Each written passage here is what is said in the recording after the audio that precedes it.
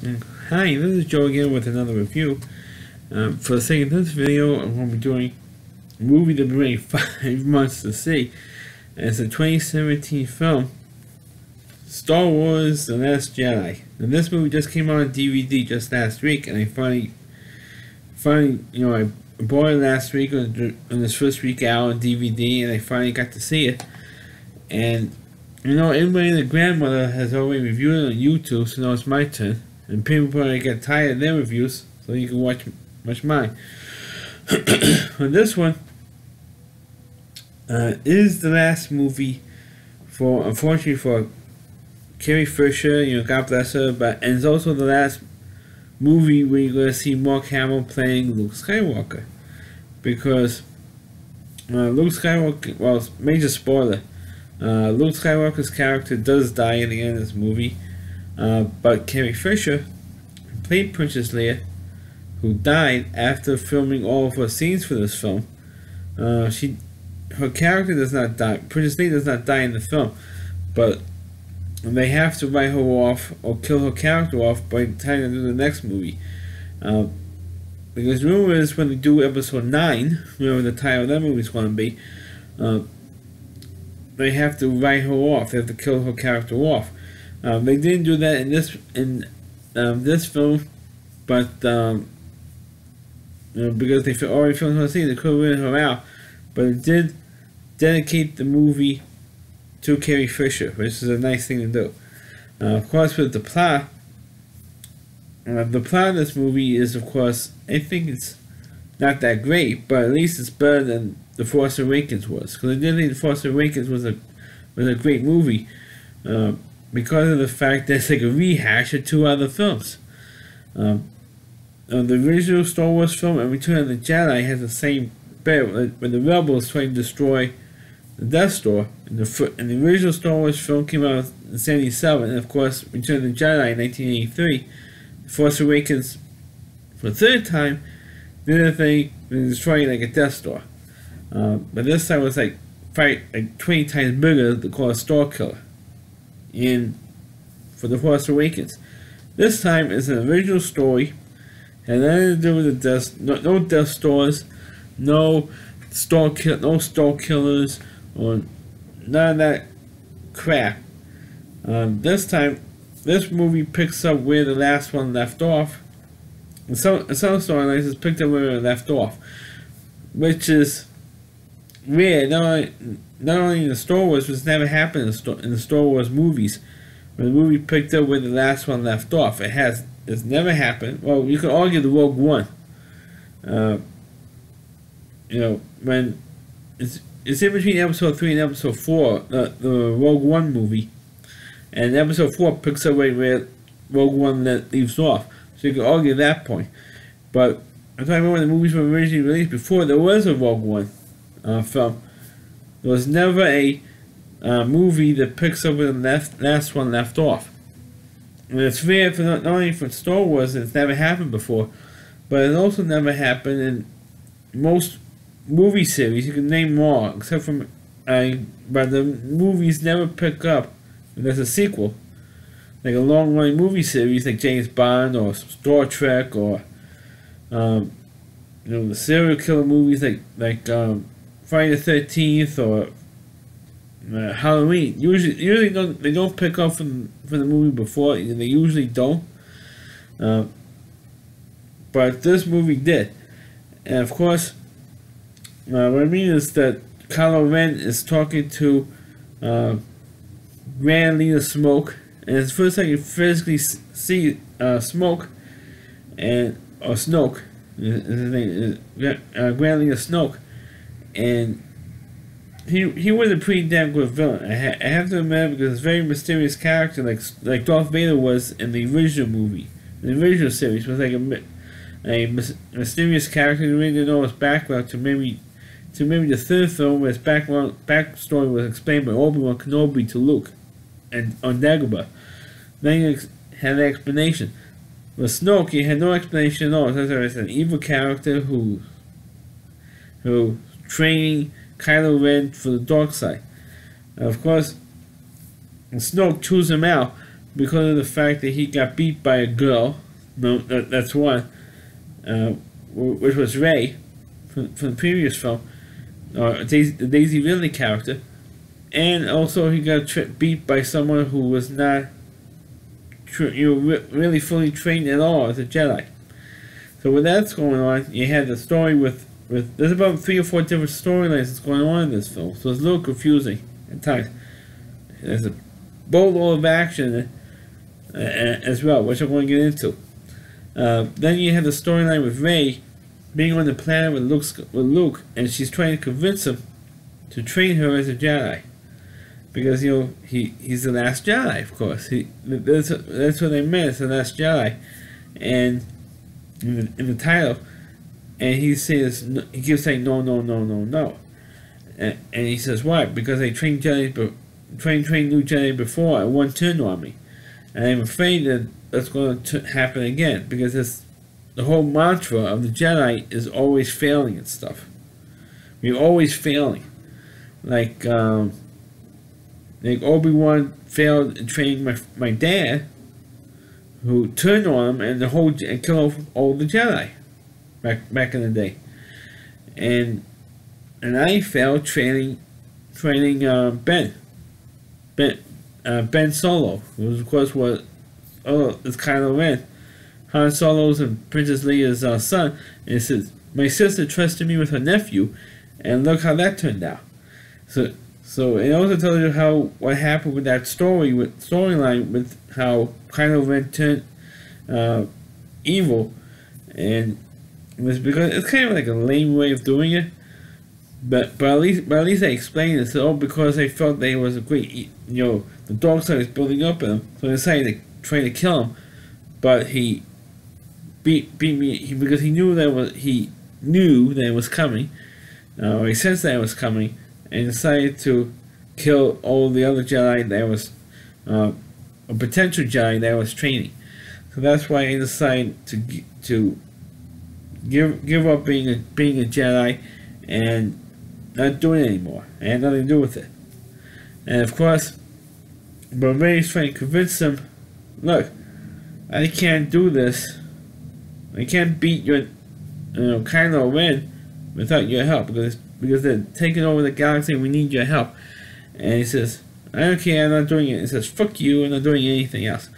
And while this stuff was going on, the other storyline that was going on was that First Order, which of course replaced the Empire in the series, was hunting down the Resistance. And the Resistance was supposed to be the army of the New Republic.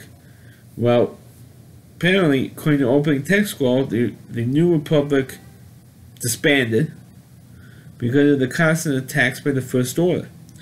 So, but the Resistance is still fighting the First Order, and the First Order is hunting them down like rabid dogs, or hunting down the Resistance fight. Whatever Resistance fighters are left, including Poe. You had Finn, who woke up from his coma. I guess after his fight with Kylo Ren in Force Awakens. So he comes back, and this time he's still kind of a dumbass, but not as bad of a dumbass as he was in The Force Awakens. Because that was that was one of the things that annoyed me in The Force Awakens, with the Finn character being such a stupid dumbass. And this time, it wasn't as over the top in the previous film, but it was still annoying. It's still a little bit annoying. But Poe was a better character. He stole his movie. The guy who played Poe, the best pilot they got, he stole this movie because he's trying to convince the First Resistance to constantly fight back and to attack them before they get them before they get us. And Leia and this other general was played by Laura Dern in a purple rig, says no, this is the way to do it, because Laura Dern had her idea and Leia was going along with it, but you're not going to give it away. I'm going to give away a lot already. And then you had the fourth storyline, Actually, yes, it was actually a fourth storyline with Finn. Now they had Finn out to do his own thing to get the so-called code breaker to go into the Star Destroyer, hack the Star Destroyer so that ship would be kaput.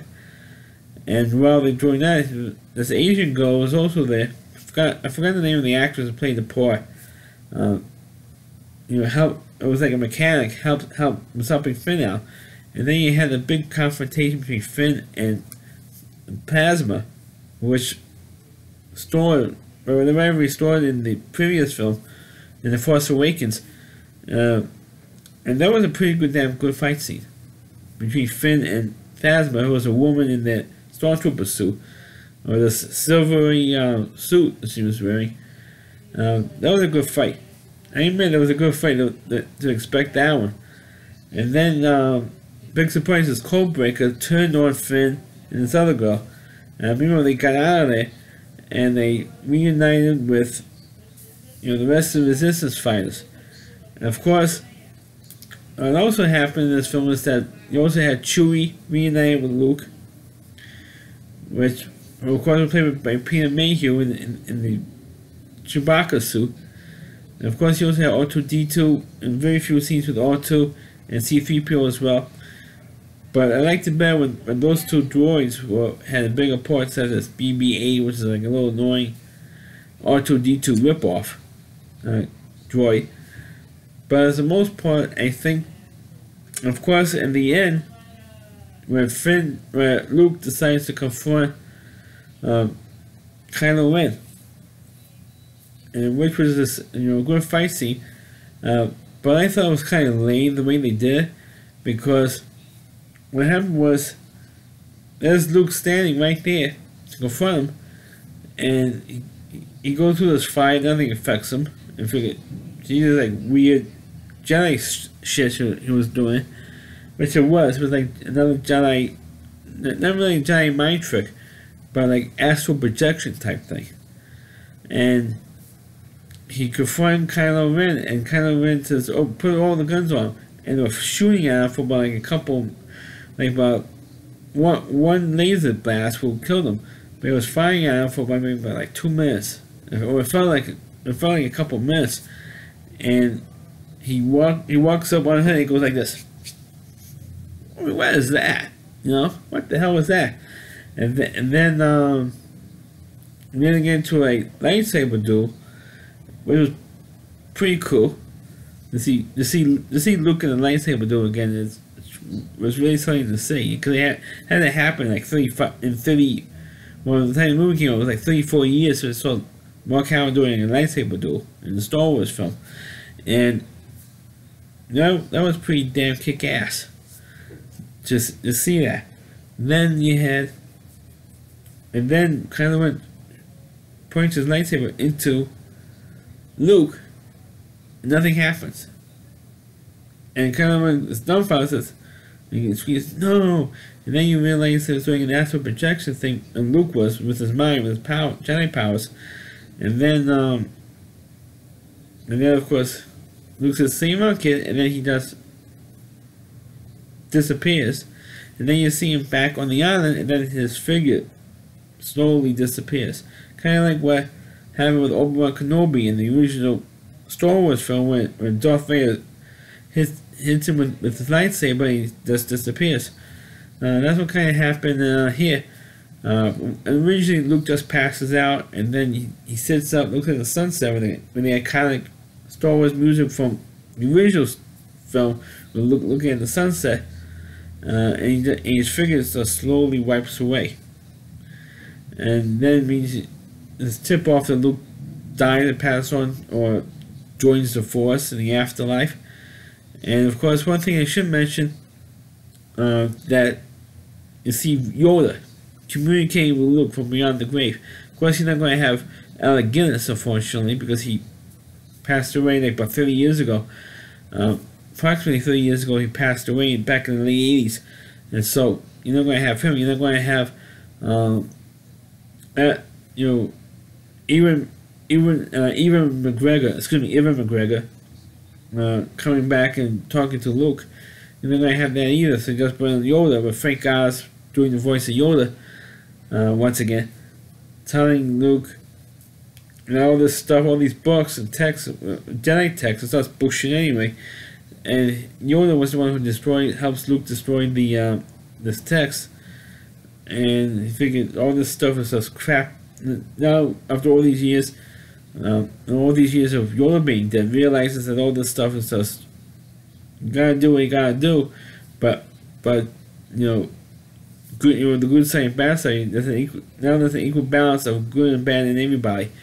And you just can't be 100% good all the time, because eventually you're going to turn over. And I know that's a lesson really in this thing, but that's what Yoda's pretty much saying, and that Rey, this girl, don't need any training. Don't need any, but she does need guidance. She needs guidance from you, but she doesn't need any specific training. Being Jedi, she has all the skills that she needs. But that's like the same stuff that Yoda said to Luke in Return of the Jedi, the same thing. So he knows that she could do it because she's powerful enough, and she has she may be inexperienced as a Jedi, but she has the heart to do it. Like you had the heart to turn Darth Vader, that she has the heart to maybe turn Kylo Ren. And they bring this up. So, you think you could turn me like you turn my grandfather? Forget it. And that's what Kylo Ren said to Luke in the fight scene. But of course, when all that stuff was over, and they realized that Luke had died, it says, Rey says, How can we move on from this? How can we form a rebellion out of all this? And Leia says, there is hope for others. And then like, you young kids who look up in the stores and playing with like a Luke Skywalker figure or something. And that's pretty much how the movie ends. I mean, I didn't really like the ending. I think the ending was kind of weak. But for the most part, the movie was not... Like I said earlier, the movie was not great, but it's not as awful as The Force Awakens was. I think The Force Awakens was like... I know a lot of people like to crap on the prequels, the Star Wars prequels, but I think The Force Awakens was like worse than the prequels were. Because at least it shows the backstory of how the Emperor took over and how how Anakin became Darth Vader. So that was interesting stuff to see that form in the prequels. But in terms of the Force Awakens, these movies, it's like they're killing off the old generation with these young, hip, good-looking, young-looking, smoking hot, young actors, and replacing these old 60, 70-year-old actors for actors who are in their 20s or 30s. I mean, it doesn't make it right. Especially if you're a diehard Star Wars fan, like I consider myself a big Star Wars fan, but to kill off all the older characters, well, they couldn't help but Carrie Fisher. I mean, unfortunately, they couldn't help that. Because like I said earlier, she died after she finished making all 4 scenes. She was flying back to the United States and they're filming in London, and unfortunately she passed. She had a heart attack on the flight. Flight back to the United States, which unfortunately, I mean, you can't have that stuff. I mean, unfortunately, stuff like that happens. But to kill off Harrison Ford and Mark Hamill in the first 2 films, what's next? You're gonna kill off Chewbacca in the next movie? I mean, it's just effing annoying. That J.J. Abrams and his writers, J.J. Abrams produced this film. He didn't direct it; he produced it. But to kill off the older characters, the characters who have been so beloved for 40 years, or over 40 years, to kill them off without even thinking twice about it, it's just not right, in my opinion. But as a movie, The Last Jedi, I didn't think it was that bad of a film. And, especially the Star Wars film, it is bad, like I said earlier, it is better than The Force Awakens is. So this is a review of The Last Jedi. So please click on the video, please rate it. Feel free to comment on it. Please go to my channel, please follow this video on your Facebook pages. You can check out all my reviews now on my YouTube channel at rowdyc.com. It's all WDY, thelastc.com. On the homepage, the Rowdy Reviewer, Christine Moore. And please check out all of his videos on his website. Thanks for watching, and catch you next time.